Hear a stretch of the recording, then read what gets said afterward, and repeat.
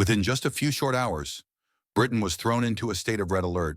An emergency announcement from Buckingham Palace was issued at midnight, containing phrases almost never used in royal communications.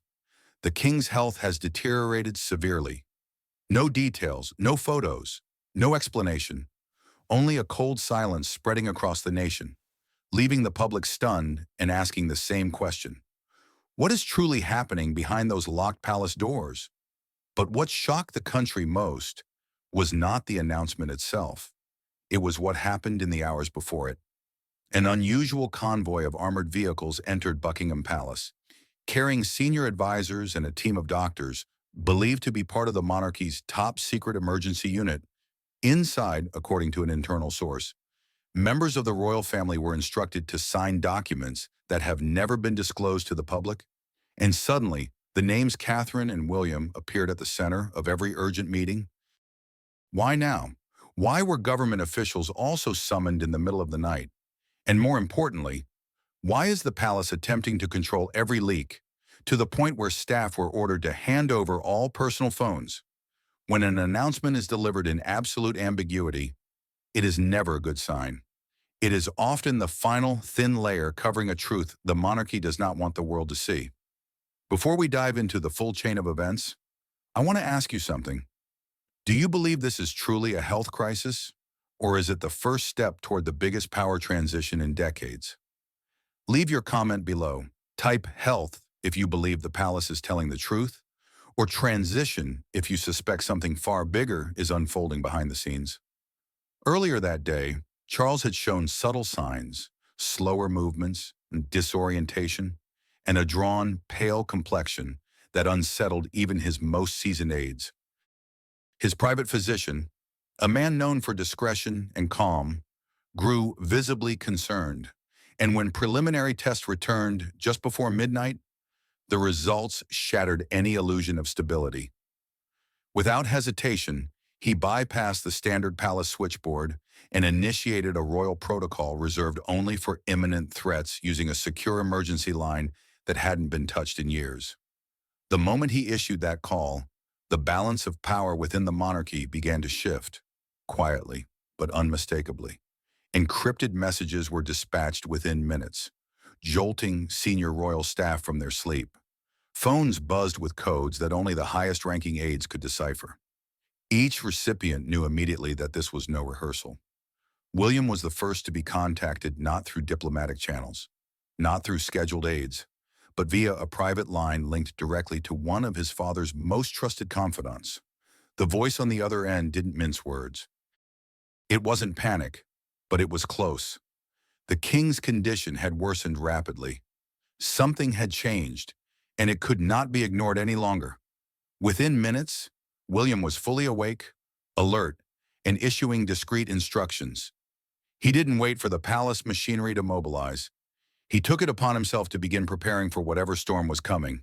Already, his team was scanning headlines, preparing statements that might be needed if the worst were to happen before morning. His instinct wasn't just familial, it was monarchical. The quiet transition from heir to de facto protector had already begun. Camila, however, reacted differently. Sources within the palace described her response as measured, even subdued. While aides expected her to spring into action or demand updates from the medical team, she remained quiet, almost still, as if stunned into a reflective silence. She asked to speak privately with the physicians, then vanished from view. For hours, her absence was noted, whispered about. The queen consort's retreat at such a pivotal moment would become one of the most unsettling details of the night. Less about protocol, more about emotion, or perhaps something more political. But it was the arrival of Princess Anne that truly marked the night's descent into gravity. She didn't arrive in a motorcade or require an escort. She slipped in almost unnoticed, dressed plainly, her face etched with the kind of concern rarely seen in public. She had always been Charles's steadiest ally, the sibling who never sought the spotlight, but never flinched from duty. And on this night, she appeared not as a royal, but as a sister who knew this was no ordinary scare. Something irreversible had begun. And while the palace scrambled behind the scenes, one face remained hauntingly absent, a silence that would soon become deafening. In the monarchy's most fragile moment, the queen was nowhere to be found. Not in the corridors, not beside Charles, not on camera, and that absence didn't go unnoticed. Behind closed doors, Camilla's silence began to feel less like grief and more like retreat. As the world waited for a sign of royal unity, Camilla vanished. The woman who had stood so visibly beside Charles through the early chapters of his reign was now locked away, unreachable. Her presence reduced to rumors swirling through palace halls. Aides whispered of doors shut tightly, of requests for solitude that stretched into hours, of a queen who no longer acted like one. Those tasked with keeping the monarchy steady were left wondering if Camilla was preparing herself for loss or distancing herself from a future that no longer seemed certain. Inside her quarters, the silence was punctuated only by the sound of pacing footsteps and muffled sobs. Staff who cautiously approached said they heard her speaking to no one, as if rehearsing a conversation or arguing with ghosts of choices past. Others claimed they saw her hunched over her desk, scribbling furiously in her signature looping script. Letters, perhaps, though to whom they were addressed remains a mystery. One aide, breaking the wall of silence under strict anonymity, described the atmosphere as spiritually unwell. Camilla, they said, seemed torn between two truths. The man she loved was slipping away, and the crown she had fought for might never fully be hers. The emotional withdrawal triggered memories among longtime palace staff. This wasn't the first time Camilla had vanished in a storm. After Diana's death, she too withdrew then from the public, now from power itself. But this time, she wasn't the mistress in the shadows. She was queen consort, and her sudden invisibility unsettled even the most loyal of her inner circle. There was an eerie familiarity to it all, but also a far deeper weight. Camilla wasn't just mourning a husband in decline. She was confronting the terrifying possibility that the future she had built her identity around might crumble before her eyes. In the absence of clear communication, speculation grew like wildfire. Some believed she was simply too devastated to face the press. Others suspected something far more strategic. Was she calculating her next move? Was her silence a quiet protest against decisions being made without her?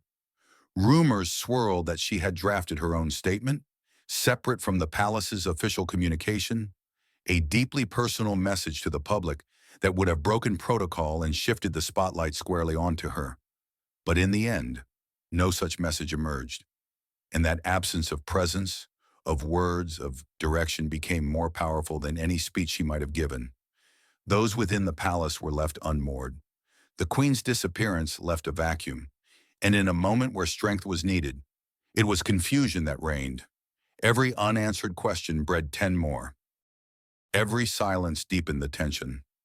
Camilla, once the symbol of steadiness beside the king, now became a symbol of something else, fragility. And in her fragility, the monarchy began to wobble. But while Camilla unraveled in silence, another force was rising swiftly. And this time, the crown wasn't waiting for permission. While the world mourned the king, Prince William moved like a man already wearing the crown. In a series of secret meetings, he made decisions, issued orders, and rewrote the rules. It wasn't just duty, it was destiny accelerating. As the monarchy teetered on the edge of uncertainty, William didn't hesitate. Kensington Palace, usually a symbol of poised ceremony, transformed overnight into the center of strategy and resolve. In hushed tones and behind tightly secured doors, he summoned his most trusted advisors, not for optics, but for action. These weren't symbolic gatherings staged for appearances. They were war rooms where the future of the monarchy was being mapped, and William was no longer just a participant. He was leading them. The hesitation that once shadowed him in his early years had vanished. What replaced it was a quiet certainty that came not from arrogance, but from readiness. He wasn't acting on impulse. He was answering a call only he could hear. The first task was continuity, not tomorrow, not next month, now. Plans were swiftly drafted to ensure the monarchy didn't just survive the coming days, but stood firm in the face of crisis. William, drawing on the silent promises once made to his mother, made it clear that stability would not be shaken. He invoked Diana's name, not publicly, but internally in strategy sessions that reminded aides why the monarchy had to feel human again. Resilient, but not distant, her legacy became his compass, giving him the emotional strength to make decisions that were as personal as they were political. Behind closed doors, Charles himself acknowledged the need for a steady hand. Though weak and battling more than illness, the king privately conferred upon William an extraordinary degree of influence, unspoken, unofficial, but understood by all who mattered. He didn't sign a decree. He didn't need to. His gesture alone, an approving nod, a single whispered instruction carried the weight of a monarch passing the torch without ceremony. And William accepted it not with pride, but with the gravity of a man stepping into a role shaped by decades of expectation, disappointment, and preparation. Yet not all within the palace welcomed this accelerated shift. Camilla's circle, sensing the changing winds, began whispering among themselves. The queen consort's closest aides had long operated in a space carved out by Charles' authority, one where Camilla's influence flourished because of proximity to the crown. But now that proximity was fading, and with it, their leverage. William's rise wasn't just about leadership. It was about territory, and the queen's loyalists felt the ground moving beneath them. That unease quickly evolved into division. Lines were drawn quietly, almost invisibly. Staffers began identifying one another as part of his team or hers. Conversations turned cautious. What had once been a unified court started to splinter, not through rebellion, but through subtle shifts in tone, in deference, in allegiance. It wasn't chaos, but it was beginning to feel like the calm before a storm. But amid the rising tide of succession planning, Charles himself had one final confession to make, a truth decades in the making. In the dim glow of his private study, King Charles summoned two people and revealed a truth he had buried for decades. It wasn't just about illness.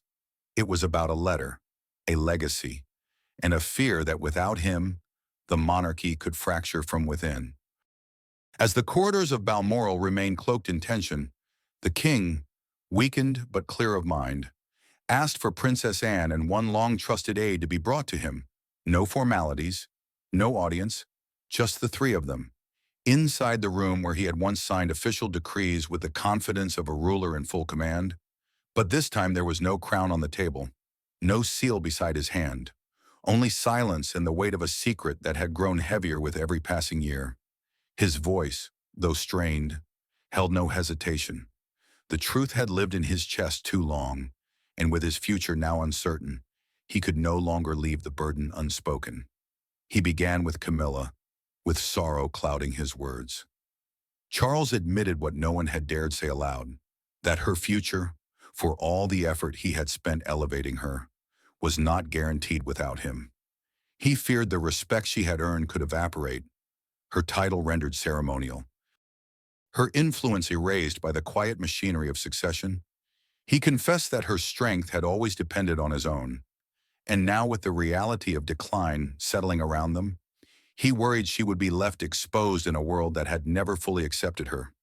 It wasn't a criticism, it was love laid bare under pressure, but it was also something more, a realization that the crown in the end had its own ruthless timeline, and it spared no one.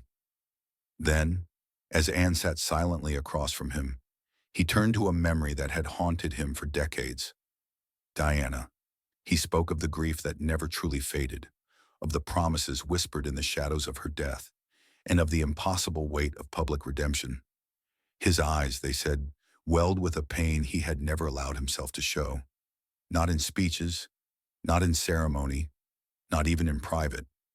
But this wasn't just sorrow. It was confession. He regretted the years lost with his sons. He regretted the silence that filled the spaces where healing could have begun. And he regretted how the past had dictated so much of the present. And then came the moment that shifted everything. Charles mentioned a letter, not an official one, but a personal document he had written in the aftermath of Diana's death. A letter meant only to be read when the future of the crown was in crisis. A letter he had updated over the years, shaped by regrets, insights, and a vision of the monarchy that existed far beyond his own reign. Anne's face, always composed, turned pale. She knew instantly what it meant. The letter wasn't just emotional, it was strategic. And now, with Charles on the edge of frailty, it was time to retrieve it. Anne said nothing as the king described where it was kept and what it contained. But when she finally rose to leave, those watching saw something few ever had, tears streaming silently down the face of the royal family's unshakable pillar. That more than anything revealed the magnitude of what had just been shared. And that letter, long buried, long whispered about, was about to rise from the shadows and shake the throne at its foundation. It was sealed with Charles's personal crest, hidden for decades, and suddenly retrieved in secret as the monarchy braced for impact. The contents of that letter weren't ceremonial. They were explosive. So much so, they weren't even shared with Camilla. The moment Charles uttered its existence in his final confession, royal protocols were quietly overridden. A single directive was dispatched, not through palace secretaries, but via one of the king's oldest confidants. That instruction bypassed traditional bureaucracy and went straight to the royal archives to retrieve the letter. It had been buried beneath layers of classification, stored in a secure vault, accessible only to a chosen few.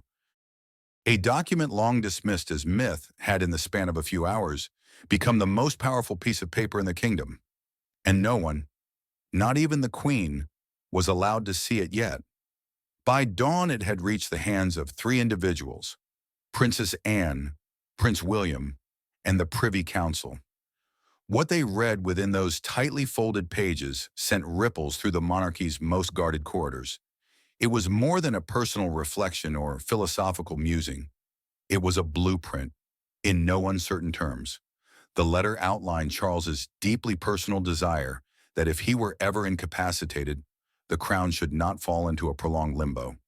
Instead, William was to be granted immediate acting authority. Authority that, while not legally binding in itself, was morally uncompromising. It wasn't a transfer of the throne, but it was the closest thing to it without abdication. And with the king's condition worsening, it became not just relevant, but urgent. The revelation struck like lightning. For Anne, the burden of Charles's intention now rested on her shoulders as both sister and guardian of his trust. For William, it was the final confirmation that his father had long ago entrusted him with the crown's continuity, not just as heir, but as executor of a quiet contingency. And for the Privy Council, it posed a delicate but irreversible choice: honor the monarch's private wishes, or risk a crisis of confidence the institution might not recover from. The decision was swift. Preparations began in silence. But in all of this, one glaring omission stood out. Camilla had not been shown the letter, had not been consulted, had not even been told of its retrieval until hours after it had already been circulated among the monarchy's highest ranks. For a queen consort, whose authority had always been tethered to Charles's presence, the discovery that her name was absent from such a pivotal document was more than a slight. It was a fracture. Her exclusion sparked immediate concern among her advisors, many of whom saw it as a calculated sidelining. To them, it wasn't just the king's health slipping away. It was Camilla's relevance. Inside the palace, loyalties began to shift. Aides who had long hovered around Camilla's orbit began quietly aligning themselves with William's camp. The tone of meetings changed. The language used in internal memos reflected a monarchy subtly preparing for change. The letter, though unseen by most, began to shape everything. It became the silent architect of every decision. The reason why some voices grew louder while others faded. No one dared reference it aloud, but everyone adjusted to its presence, as though the future had already been written and sealed long before the present unfolded. But once Camilla discovered what Charles had written, what he had hidden, everything changed in an instant. Camilla read the letter in silence, That, for the first time since the announcement, she raised her voice behind palace doors. To her, this wasn't a strategic oversight. It was betrayal from the man she had stood beside for decades. The moment she laid eyes on the pages Charles had penned in secrecy, her expression froze. Line by line, what she had feared in whispers became a written reality. Not only had she been excluded from its circulation, but the letter itself, laden with emotion, contingency, and unspoken judgment, made no room for her future.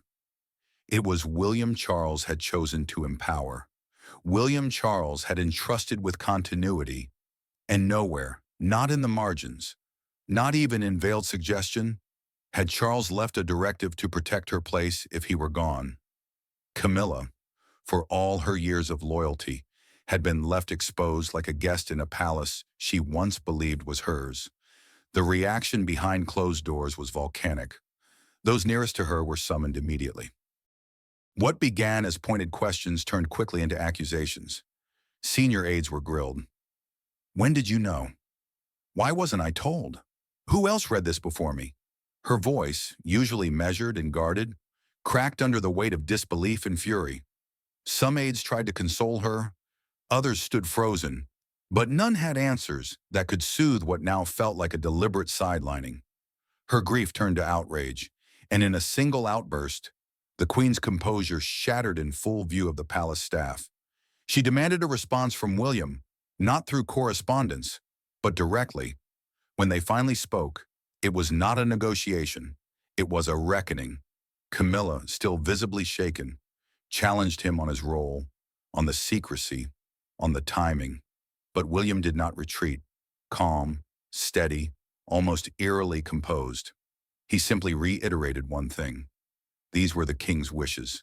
He spoke not as her stepson, but as the crown's heir. There was no malice in his tone, but no compromise either. The direction had been set. His duty was to fulfill it. Princess Anne, caught between family loyalty and personal conviction, stepped in as mediator, but even she couldn't deny where she stood. She had been in the room when Charles confessed his fears. She had seen the emotion, heard the regret, felt the urgency. She knew what the letter meant. So when she tried to calm Camilla, it wasn't with promises, it was with understanding. But Camilla, cornered, saw even Anne's alignment as another confirmation that she was now alone in a palace she no longer controlled. The fracture didn't stay hidden for long. Palace staff began to polarize. Those who had served Camilla for years stood stunned, unsure whether to stay or reposition. Others, especially younger aides closer to William's team, moved with quiet certainty toward the future. The divide wasn't declared, but it was palpable. Eyes lingered longer in corridors. Conversations ended abruptly when certain people entered rooms. What had once been a seamless royal machine was now two camps orbiting different centers of power. And outside those walls, the ripple effect began. Leaks made their way into the press, first as subtle whispers, then as strategic briefings. Some painted Camilla as a betrayed queen. Others framed William as the rightful stabilizer. The public, already on edge, picked up on the growing tension. Every photograph was dissected, every absence analyzed. The illusion of unity was cracking, and the nation could feel it. But just when the storm within the palace threatened to implode, Charles himself returned with one final appearance that left millions speechless. He spoke not as a king, but as a father, a son, and a man facing the inevitable. Charles's voice trembled as he addressed the nation, acknowledging the one truth no monarch dares say aloud. He was preparing to let go. The announcement of his public address came without warning. There were no ceremonial trumpets, no staged press releases, just a time, a platform, and a kingdom holding its breath. As the world tuned in, the image that appeared was not one of grandeur, but vulnerability. The man who had waited a lifetime to ascend the throne now stood at the edge of it, not with defiance, but with acceptance. With the weight of history behind him and the uncertainty of his legacy ahead, Charles chose to face his people not as a sovereign ruler, but as a human being confronting the unrelenting truth of mortality. He did not mince words. With visible struggle and somber reflection, Charles confirmed the fears that had loomed for weeks. His health had declined. The battle he was fighting was not one of short-term inconvenience, but a long, uncertain road that could no longer be hidden behind palace walls. And in that moment, the mask of monarchy slipped away. What remained was raw, exposed, and undeniably real. The nation wasn't watching a king dictate. They were witnessing a man say goodbye slowly, courageously, and without a single shred of artifice. Then came the shock that brought tears even to those hardened by royal skepticism. Charles, in a moment of complete emotional transparency, spoke Diana's name, not in passing, not in protocol, but with reverence and pain. He spoke of her impact, her strength, and her enduring spirit that lived on not only in memory, but in her sons. The mention sent shivers through the kingdom. For decades, that name had hovered like a ghost above royal affairs. And now, uttered by the very man who once shared her world in war, it felt like a full circle, a reckoning, a closing of wounds long left untreated. He didn't stop there. His voice cracked as he spoke of William with warmth and finality. He referred to his son as the monarchy's pillar of strength, a phrase carefully chosen but pregnant with meaning.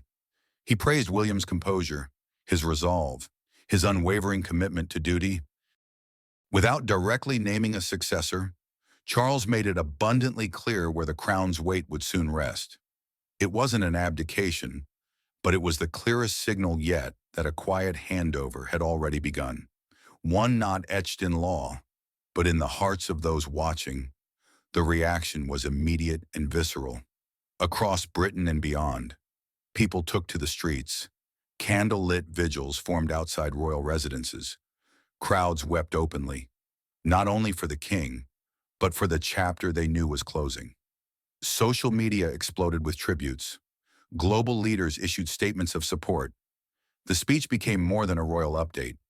It became a historic moment of collective mourning. It reminded the world that no throne is immune to time, and no crown can shield a man from fate. But as the world wept and prayed inside palace walls, preparations were already underway for the next royal decree, one that could change the monarchy forever. Behind the palace walls, drafts of a royal decree lie waiting. Parliament whispers, advisors move in shadows, and at the center of it all, a letter, a king, a grieving queen, and a future king already in motion. The crown isn't just preparing to pass. It's about to ignite a new era. The emotional aftershocks of Charles's speech had barely settled before the machinery of governance lurched into gear. Across the United Kingdom, the public's response had coalesced around one clear sentiment. William and Catherine were no longer simply the next in line. They were already leading in the eyes of the people. Their poised appearances, their unified front, their quiet strength in a time of turmoil had become symbols of stability. And in a nation desperate for reassurance, that symbolism was powerful enough to tilt the entire monarchy forward. Crowds didn't just mourn the king's decline. They rallied around the couple who now embodied its future. Within Westminster, murmurs became meetings. Contingency planning, once locked behind doors labeled theoretical, was now top priority. Senior members of Parliament initiated discreet conversations with palace liaisons. Legal advisors reviewed royal protocols, some of which hadn't been revisited in decades. Questions once considered hypothetical were now urgent. Could William assume acting authority without formal abdication? Would the public support a quiet regency if it meant continuity? The answer increasingly was yes. But even as momentum surged in William's favor, Camilla's inner circle pushed back. Her advisors, aware of her dwindling influence, began lobbying behind the scenes. Their mission wasn't rebellion, it was preservation. Meetings were held, options were considered, press strategies floated. For years, Camilla had fought to redefine her image, to rise above public scorn, to step into the role of queen consort with dignity. Now, in a matter of days, all of that hung in the balance. If the transition accelerated too fast, she risked becoming a footnote in a story she believed she had helped rewrite. And yet, through the chaos, one figure remained steady. Princess Anne, having heard the king's final fears firsthand, and having stood witness to the emotional storm unleashed by the secret letter, she moved quietly through the palace like a stabilizing force. Anne was no power player, but her presence alone commanded respect. While others plotted, she reminded them all of one thing. Duty wasn't about legacy or ambition. It was about keeping the monarchy intact. Her subtle alignment with William served as both a compass and a warning. The institution needed unity, not fracture. Behind the dust of the scenes, rumors intensified about a pending royal decree, one that could formally acknowledge William as acting monarch in all but name. The king's health may have declined, but his mind was still sharp, and insiders claimed he had personally reviewed several drafts. The question was no longer whether change was coming, but when and how loudly it would be declared. Every move was tracked, every meeting dissected. The press sensed the urgency and fed the public's appetite for answers. Headlines screamed of impending transition. Speculation reached a fever pitch. Analysts debated timelines. Insiders leaked fragments. The monarchy, which once prided itself on unshakable stillness, now pulsed with kinetic uncertainty. At the heart of it all, still sealed and sacred, was the king's letter, the blueprint of succession, the emotional testimony of a man who saw the end before others would admit it. That letter, its content, its timing, its quiet power, became the unspoken rulebook from which all current events were now playing out. Advisors quoted it in code. William, governed by its ghost. Even Camila, though bruised by it, recognized that it had changed the landscape forever. And as the world waits with bated breath, one truth remains. This isn't just the twilight of a reign, it's the storm before the crown's next dawn. In the end, aging and death are part of the natural order. Every life must face that slow and quiet decline. But for King Charles, it is something far heavier, something that feels almost cruel. He waited more than 70 years for the crown, only to wear it for such a brief and fragile moment. And now, as his health fades and the palace walls tighten around the truth, Britain is forced to confront a reality no one expected this soon. The future of the monarchy no longer rests on Charles. It rests on the next generation. When the time comes, will Prince William restore the royal family to its golden age, or will he lead it into a new and uncertain chapter? I want to hear your view. Press 1 if you believe William can bring back the glory that once defined the monarchy. Press 2 if you think the institution has changed too much to ever return to what it once was. Thank you for watching and for supporting this channel. Do not forget to like, comment, and subscribe so you never miss our next investigation.